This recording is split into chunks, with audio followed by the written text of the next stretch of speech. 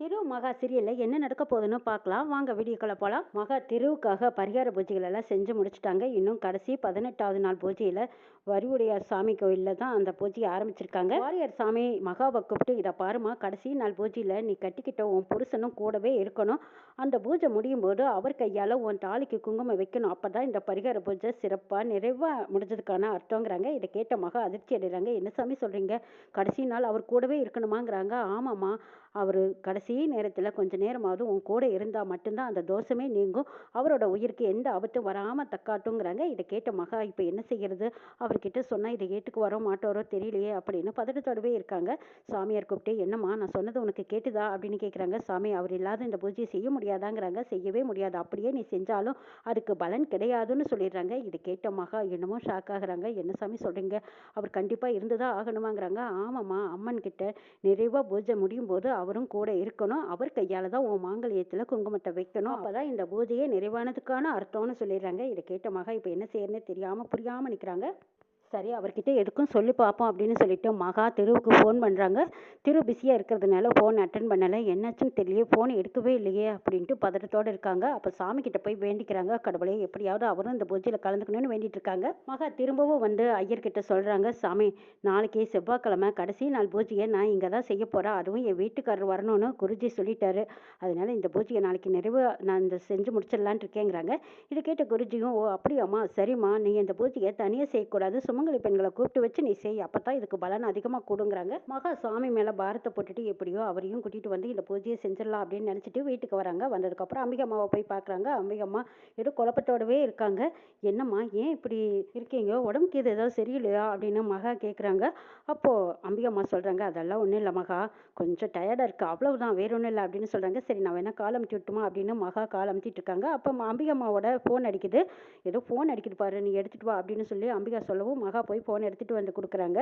கோயிலேருந்து குறுக்கள் தான் ஃபோன் பண்ணி அம்பிகா அம்மா கிட்ட சொல்கிறாங்க. அம்மா, நீங்கள் தேடிக்கிட்டு இருந்த பொண்ணு நாளைக்கு கடைசி நாள் துர்க்கை அம்மனுக்கு பூஜை வச்சிருக்கா.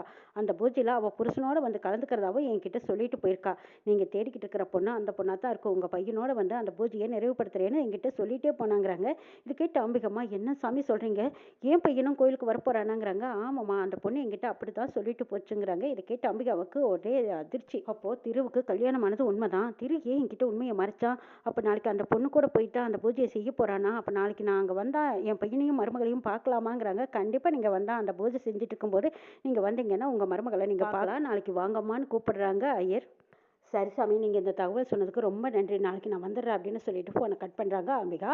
இப்போ பார்த்தா மகா திருவுக்கிட்ட நேராக போய் பேசுகிறாங்க. இதை பாருங்கள், நான் உங்களுக்காக இந்த 18 நாள் பூஜை செஞ்சிட்ருக்கேன். நாளைக்கு தான் கடைசி நாள், நீங்கள் என் கூட வந்து இந்த பூஜையில் கலந்துக்கங்க. குருஜி சொல்லியிருக்காங்க, இந்த பூஜையை நம்ம 2 பேரும் சேர்ந்து செஞ்சு நடத்தி முடிச்சுட்டா அதுக்கப்புறம் உங்கள் கையால் குங்குமத்தை என் தாலியில் வச்சு விட்டிங்கன்னா உங்களுக்கு எந்த ஒரு ஆபத்தும் கிட்ட நெருங்காதுன்னு சொல்லியிருக்காங்க. இவ்வளவு நாளாக நான் செஞ்ச பூஜைக்கு பரிகாரம் பலன் எல்லாமே நாளைக்கு ஒரு நாள் செய்ய போகிற பூஜையில் தான் இருக்குது. தயவுசெய்து நீங்கள் கோயிலுக்கு வாங்கன்னு கெஞ்சுறாங்க மகா. மகா சொன்னதை கேட்டு திரு சொல்கிறாரு, இதை பார் மகா, நீ நினச்ச மாதிரியெல்லாம் நீ கூப்பிட்ற இடத்துக்கெல்லாம் நான் வர முடியாது. இங்கே பார், இந்த பூஜை வேண்டாம், ஒன்றும் வேண்டாம், நான் உன்னை செய்ய சொன்னா இதெல்லாம் எனக்கு தேவையில்லாத வேலை, நீ என்னை கூப்பிடாத, எனக்கு இருக்கிற ஏகப்பட்ட வேலை டென்ஷன் இதிலெல்லாம் என்னால் இதில் கலந்துக்கவும் முடியாது அப்படின்னு சொல்லிடுறாங்க. இது கேட்ட மகா சொல்கிறாங்க, இதை பாருங்கள், நாளைக்கு ஒரே ஒரு நாள் 5 நிமிஷம் இந்த பூஜையில் நீங்கள் கலந்துக்கிட்டா போதும், அதுக்கப்புறம் உங்களுக்கு எந்த ஆபத்தும் வராது, நானும் உங்களை எந்த வகையிலையும் டிஸ்டர்ப் பண்ண மாட்டேன், உங்கள் வாழ்க்கையை விட்டே நான் விலகி போயிடுறேன், இந்த வீட்டை விட்டு ஊரை விட்டு நான் போகிறதுன்னு முடிவு பண்ணிட்டேன்னு சொல்லிட்டு ஒரு லெட்டர் ஒன்று எடுத்து காட்டுறாங்க. என்ன லெட்டர் இதுன்னு திரு அந்த லெட்டரை வாங்கி பார்க்குறாங்க. பார்த்தா வெளிநாடு போகிறதுக்கான டிக்கெட்டு. அதை பார்த்ததும் திரு அதிர்ச்சி அடைகிறாங்க. என்ன இது, நீ எங்கே போக போகிறேன்னு கேட்குறாங்க. இதை பாருங்கள், இனிமேல் என்னால் இந்த குடும்பத்துலேயும் சரி உங்களுக்கும் சரி எந்த பிரச்சனையும் வரக்கூடாதுங்கிறதுக்காகத்தான் நான் இப்படி ஒரு முடிவு எடுத்துட்டேன். உங்களுக்காகத்தான் இந்த பரிகார பூஜையும் செஞ்சிட்ருக்கேன். இந்த பூஜை நாளைக்கு ஒரே ஒரு நாள் மட்டும்தான், இந்த பூஜையை நல்லபடியாக நடத்தி முடிச்சிடுறேன். அப்போ நீங்கள் கூட வந்து இருந்தீங்கன்னா எனக்கு அது போதும். அதுக்கப்புறம் உங்கள் வாழ்க்கையை விட்டே நான் விலகி போயிடுறேன். யார் கண்ணிலையும் படாமல் நான் இங்கேருந்து சொல்லிக்காமல் கொலிக்காமல் நான் போயிடுறேன். யாருக்கும் எந்த தொந்தரவும் என்னால் வராதுன்னு சொல்கிறாங்க மகா. திரு முடிவே சொல்லாமல் இருக்காங்க. அப்போ மகா ஒரே பதட்டத்தோடவும் ஒரு கவலையோடவும் இருக்காங்க. அடுத்த நாள் காலையில் விடிஞ்சதுமே மகா கிளம்பிட்டு இருக்காங்க. அந்த நேரம் பார்த்து திருவும் கிளம்புறாங்க.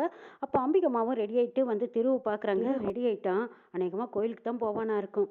ஐயர் சொன்ன மாதிரி இவனும் ரெடி ஆகிட்டானே, அந்த பொண்ணை பார்க்க தான் போவான். அந்த பூஜையில் கலந்துட்டு இவங்க 2 பேரும் அந்த பரிகார பூஜையை நிறைவுபடுத்த தான் போகிறாங்க. சரி, நம்ம திருக்கிட்ட பட்டும் படாமல் கேட்டு பார்க்கலான்னு நினச்ச அம்பிகா திருக்கிட்ட போய், என்னப்பா கிளம்பிட்டியா, ஆஃபீஸ் கிளம்பியிருக்கியா, இல்லை கோயிலுக்கு போகலாமா, வரியான்னு கூப்பிடுறாங்க. அதுக்கு திரு சொல்கிறாரு, அம்மா என்னம்மா நினச்சிட்டு இருக்கீங்க, கோயிலுக்கு நீங்கள் போயிட்டு வாங்கம்மா, எனக்கு ஆஃபீஸில் நிறைய வேலை இருக்குது, என்னால் வர முடியாதுன்னு திரு சொல்லிடுறாங்க. இதை கேட்டு அம்பிகாவுக்கு ஒரே அதிர்ச்சி. என்னது, அந்த பொண்ணு திருவை கூட்டிகிட்டு நம்ம கோயிலுக்கு வரேன்னு சொல்லியிருக்கா, இவன் என்னடானா ஆஃபீஸ் போகிறேன்னு சொல்கிறான், என்கிட்ட தான் மறைக்கிறானா, இல்லை உண்மை என்னங்கிறது எனக்கு ஒன்றும் புரியலையே. அந்த பொண்ணு இவனை வர சொல்லியிருப்பாள்ல, கண்டிப்பாக இவனும் அந்த பொண்ணை பார்க்க போயிருப்பான். பூஜையும் இவங்க 2 பேரும் சேர்ந்து செய்கிறதா தானே குருக்கள் நம்மக்கிட்ட சொன்னார். சரி, என்னதான் நடக்குதுன்னு நம்மளும் போய் பார்க்கலாம் அப்படின்ட்டு அம்பிகா கோயிலுக்கு கிளம்பிட்டாங்க. திரு ஆஃபீஸ் போகிறதா சொல்லி போயிட்டு இருக்கும்போது அப்போ மகா சொன்னதையெல்லாம் நினச்சி பார்க்குறாங்க. என்னதான் இருந்தாலும் மகா கழுத்தில் நான் தாலி கட்டிட்டேன், ஆனால் மகா அதை காட்டிக்கவே இல்லை. இது வரைக்கும் யாருக்கிட்டேயும் நான் தான் புருஷனை வெளியில் சொல்லவும் இல்லை. ஆனால் என்கிட்ட இவ்வளோ தூரம் சொல்லி கெஞ்சுறா. என்னோட உயிருக்கு ஆபத்து வந்துடுமோ அப்படிங்கிற பயத்தில் தானே இந்த பூஜையை வச்சுருக்கா. எனக்காகத்தானே இவ்வளோ ஒரு கடுமையான பக்தியோடு இருந்து இந்த பூஜையும் செஞ்சிட்ருக்கா. கடைசி நாள் 5 நிமிஷம் வந்து என் கூட இருங்க, என் மாங்கல்யத்தில் குங்குமத்தை வைங்கன்னு மட்டும்தானே கேட்குறா. அவள் கேட்குறதில்ல ஏதோ ஒரு சின்ன ஆசை, அந்த ஆசையை நிறைவேற்றுறதுல என்ன தப்பு அப்படின்னு யோசிச்சுட்டே போகிறாங்க திரு. மகா கேட்டுக்கிட்டபடி அந்த பூஜையில் கலந்துக்கிட்டு அவள் தாலியில் குங்குமத்தை வச்சுட்டா. அதுக்கப்புறம் அவள் தான் இந்த ஊரை விட்டே போயிடுறேன்னு சொல்கிறல்ல, அப்படி அவளை நம்ம ஊரை விட்டே அனுப்பி வச்சுட்டா. அதுக்கப்புறம் இந்த மகானால நம்மளுக்கு எந்த பிரச்சனையும் இருக்காது, யாரும் நம்மளை கேள்வி கேட்கவும் முடியாது. அடுத்தது நம்ம திவ்யாவை கல்யாணம் பண்ணிக்கிட்டு வாழ்க்கையை சந்தோஷமாக வாழலான்னு நினச்சிட்டே வராங்க திரு. திரும்பவும் மகா திருவுக்கு ஃபோன் பண்ணி, என்னங்க நீங்கள் கோயிலுக்கு வர்றீங்க தானே அப்படின்னு கேட்குறாங்க. அப்போ திரு யோசிச்சுட்டு, சரி சரி நான் வர்றேன் அப்படின்னு சொல்லிடுறாங்க. அப்பாடா எப்படியோ வர்றேன்னு சம்மதம் சொன்னீங்களே, அது வரைக்கும் எனக்கு சந்தோஷம், அந்த தெய்வம் தான் உங்களை வர வச்சிருக்கு அப்படின்னு சொல்கிறாங்க. போதும் போது நிறுத்து, நீ சொன்ன மாதிரியே இந்த ஊரை விட்டு நீ போயிடணும் சரியா அப்படின்னு திரு கேட்குறாங்க. சத்தியமாக நான் போயிடுறேங்க, என்னால் உங்கள் வீட்டில் எந்த பிரச்சனையும் வராது, உங்களுக்கு எந்த தொந்தரவும் நான் கொடுக்க மாட்டேன், நீங்கள் தான் என் புருஷன்னு நான் யார்கிட்டையும் சொல்ல மாட்டேன்னு சொல்லிடுறாங்க மகா. சரி சரி நான் இப்போ கோயிலுக்கு வரேன் அப்படின்னு திரு நேராக கோயிலுக்கு போகிறாங்க. மகாவை பார்க்குறக்காகவே கோயிலுக்கு பக்கமாக வந்துட்டாங்க. மகா என்னது இவ்வளோ நேரம் ஆயிடுச்சு இன்னும் காணுமே அப்படின்னு திரும்பவும் திருவுக்கு ஃபோன் பண்ணுறாங்க. திரு ஃபோன் எடுத்து, என்ன சும்மா சும்மா ஃபோன் பண்ணிகிட்டே இருக்கேன், நான் தான் சொல்கிறேன்ல வர்றேன்னு வை அப்படின்னு சொல்லி அதிகாரமாக பேசும்போது, சரிங்க நீங்கள் வரலையோ என்னமோன்னு நான் நினச்சிட்டேன், பூஜை ஆரம்பிச்சாச்சு அதான் கூப்பிட்டேன் அப்படின்னு சொல்லிட்டு மகா சந்தோஷமாக திருவை எதிர்பார்த்துட்டு இருக்காங்க. இன்னொரு பக்கம் பார்த்தா அம்பிகம்மாவும் ஆட்டோவில் கோயிலுக்கு வந்திருக்காங்க. கோயிலுக்குள்ளே வர்றாங்க. அப்போ அம்பிகம்மா திருவை பார்த்துட்டாங்க. ஆனால் திரு அம்பிகம்மாவை பார்க்கவே இல்லை.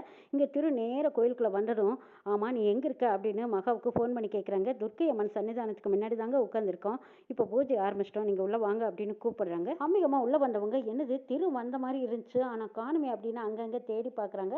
திருவை தேடிக்கிட்டு வந்த அம்பிகா, என்னது வந்த மயத்தில் காணாமல் போயிட்டானே, ஒருவேளை அவன் தானா அப்படிங்கிற சந்தேகத்திலேயே இருக்காங்க. ஆனாலும் திருக்கிட்ட இது வரைக்கும் நான் கேட்கும் போதெல்லாம் அப்படி எனக்கு கல்யாணமே நடக்கலைன்னு சொன்னானே, ஆனால் இன்னைக்கு அவன் வந்திருப்பானோ அப்படிங்கிற சந்தேகத்தில் அந்த அம்மா மனசு வலிக்க அப்படியே பார்த்துட்டே இருக்காங்க. ஒரு வேளைக்கு தெரியாமே திரு கல்யாணம் பண்ணியிருப்பானா, என்கிட்ட பொய் சொல்ல வேண்டிய அவசியம் என்ன, என்கிட்ட உண்மையை சொல்லியிருக்கலாமே, திரு ஏன் என்கிட்ட இந்த உண்மையை மறைச்சான் அப்படிங்கிற குழப்பத்தோடவே அம்பிகா திருவை தேடிக்கிட்டு வராங்க. மகா திருவை பார்த்துடுறாங்க. பார்த்ததும், வாங்க உங்களுக்காகத்தான் இவ்வளோ நேரம் நாங்கள் வெயிட் பண்ணோம் அப்படின்னு சொல்லிட்டு திருவை கூப்பிட்டு உட்கார வச்சு துர்க்கை அம்மன் சன்னிதானத்துக்கு முன்னாடி குருக்கள் கிட்ட சொல்கிறாங்க. சாமி, அதோட கணவர் வந்துட்டாரு, பூஜையை ஆரம்பிக்கலாங்கிறாங்க. ஓ அப்படியாம்மா, சரி வாங்க தம்பி வந்து உட்காருங்க அப்படின்னு திருவையும் மகாவையும் ஜோடியாக உட்கார வச்சுருக்காங்க. பூஜையும் ஆரம்பிச்சிட்டாங்க. இந்த பூஜை எவ்வளோ நேரம் இருக்கும் அப்படின்னு கேட்கும்போது, 5 நிமிஷம் தான் தம்பி, கூடுனா இன்னொரு 10 நிமிஷம் அவ்வளவுதான், நீங்கள் போகலாம் அப்படின்னு சொல்லிடுறாங்க. இதை கேட்டதும் திரு மகாவை பார்க்குறாங்க. இதை பார் மகா, உனக்காக வேண்டி தான் வந்திருக்கேன், ரொம்ப நேரம் கடத்தக்கூடாதுங்கிறாங்க. அப்படியெல்லாம் எதுவும் இருக்காதுங்க, நீங்கள் ஆரம்பித்து கொடுத்ததும் நீங்கள் கிளம்பிடலாம் அப்படின்னு சொல்லிடுறாங்க மகா. திரு மகா 2 பேரும் ஜோடியாக உட்காந்துருக்காங்க. சுமங்கலி பெண்களும் அவங்க பக்கத்தில் உட்காந்துருக்காங்க. பூஜையும் ஆரம்பிச்சிட்டாங்க. இந்த பக்கமாக அம்பிகம்மா தேடிக்கிட்டே வந்தவங்க, ஆமாம் சுமங்கலி பூஜையெல்லாம் நடந்துட்டு இருக்கால, அது எந்த பக்கம்னு இன்னொரு குருஜியை கேட்குறாங்க. அவங்க அதுவும் துர்க்கை அம்மனுக்கு முன்னாடி நடக்குது பாருங்க அப்படின்னு சொன்னதுக்கப்புறம் அம்பிகம்மா அங்கே தேடிக்கிட்டு போகிறாங்க. அங்கே போய் பார்த்தா நிறைய கூட்டமாக இருக்காங்க, நிற்கிறாங்க. அவங்களையெல்லாம் விளக்கிட்டு பார்க்குறாங்க அம்பிகா. அப்போது திருவும் மகாவும் அந்த மண்ணா திரும்பி கொண்டு வந்ததுனால அம்பிகாவுக்கு அடையாளம் தெரியல, யாராக இருக்கும் இதில், இந்த கூட்டத்தில் என் பையன் எங்கே அப்படின்னு சொல்லி தேடுறாங்க. அங்கே பார்த்தா திரு உட்காந்துருக்கிறத பார்த்ததும், திருவுக்கு பக்கத்தில் ஒரு பொண்ணு உட்காந்துருக்கிறாளே அவள் யார் அப்படின்னு சொல்லிட்டு அம்பிகா சுற்றி சுற்றி வராங்க. கூட்டத்தில் அந்த முகமே தெரியாதனால மறுபடியும் தவிர்த்து போயிடுறாங்க. இந்த கூட்டத்தை விளக்கிட்டு அப்புறம் உள்ளே போய் பார்க்குறாங்க. பார்த்ததும் அப்படியே அதிர்ச்சியில் நின்றுட்டு இருக்காங்க. அப்போ பூஜை முடிஞ்சதுமே அவசர அவசரமாக மகா கழுத்தில் கிடக்கிற தாலியில் குங்குமத்தை வைக்கிறாங்க. பூஜையும் நிறைவாக முடிஞ்சிருச்சு. அப்போ தான் மகா ரொம்ப நன்றிங்கன்னு கையெடுத்து கும்பிடுறாங்க. திரு அப்போவே நின்று கூட பார்க்காம திரும்பாமல் வெகு வேகமாக போயிட்டாங்க. அம்பிகா பார்க்குறாங்க. அந்த கூட்டத்தில் மறுபடியும் மகாவை எல்லாரும் மறைச்சிட்டாங்க. ஆனால் அம்பிகாவுக்கு அது மகாங்கிறது தெரியாமையே தவிச்சிட்டு இருக்காங்க. திரு வந்தா ஏதோ ஒரு பொண்ணோட தாலியில் குங்குமத்தையும் வச்சான். ஆனால் அது எந்த பொண்ணுன்னு தெரியலையே அப்படின்னு அம்பிகா தேடிக்கிட்டு இருக்காங்க. இன்னும் என்னெல்லாம் நடக்க போகுதுங்கிறதையும் நாளை எபிசோட் பார்க்கலாம்.